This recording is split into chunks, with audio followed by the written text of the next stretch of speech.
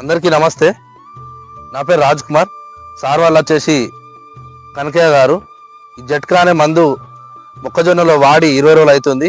ఎలా పనిచేసింది అనేది సార్ వాళ్ళ మాటల్లో తెలుసుకుందాం.